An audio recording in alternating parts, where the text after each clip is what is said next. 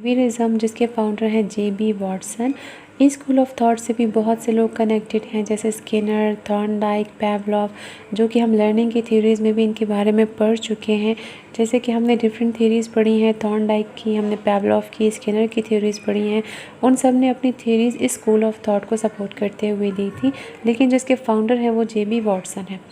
अब वॉटसन ने साइकोलॉजी को किस तरह से डिफ़ाइन किया था, इनका कहना था कि साइकोलॉजी बिहेवियर की स्टडी है, और जिस तरह हम स्टिमुलाई को रिस्पॉन्स करते हैं, यानी किस तरह के स्टिमुलस को देख के जो आपका रिस्पॉन्ड होता है, वो होती है साइकोलॉजी। जैसे कि मिसाल के तौर पे आपके सामने खाने की कोई चीज़ पड़ी है, पीने की कोई चीज़ पड़ी है, और उसकी खुशबू आपको स्टिमुलेट करती है, तो आप वो चीज़ खाना शुरू कर देते हो या वो चीज़ पीना शुरू कर देते हो।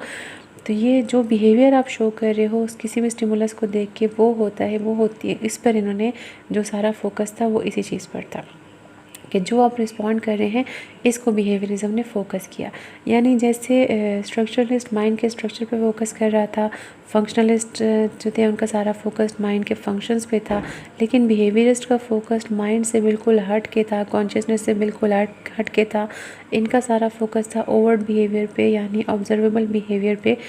इन्होंने कहा कि हम बिहेवियर को मेजर कर सकते हैं। इनका कहना ये था कि हम माइंड को देख नहीं सकते, लेकिन हम ये देख सकते हैं कि लोग रिएक्ट कैसे करते हैं, लोग एक्ट कैसे कर रहे हैं, लोग बिहेव कैसे करते हैं। तो जैसे वो एक्ट करते हैं, हम लोग यही समझ सकते हैं कि वो इनके माइंड में चल रहा होता है। तो इनका जो सारा फोकस था वो ऑब्जर्वेबल बिहेवियर पे था। इनका मानना था कि रिएक्शन और बिहेवियर को हम मेजर कर सकते हैं, लेकिन माइंड को हम लोग मेजर नहीं कर सकते।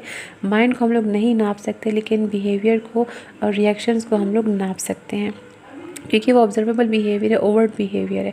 इनका मानना ये था कि इन्वायरमेंट बहुत इंपॉर्टेंट रोल प्ले करता है इंडिविजुअल के बिहेवियर को शेप करने में, इंडिविजुअल के बिहेवियर को इन्फ्लुएंस करने में इन्वायरमेंट का बहुत इंपॉर्टेंट रोल है।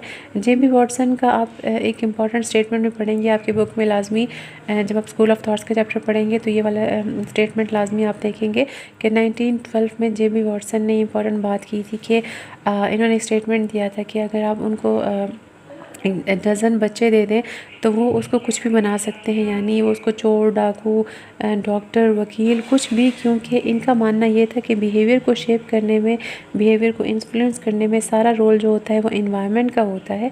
हेरिडिटी को जो है बिहेवियरिस्ट ज़्यादा नहीं मानते थे।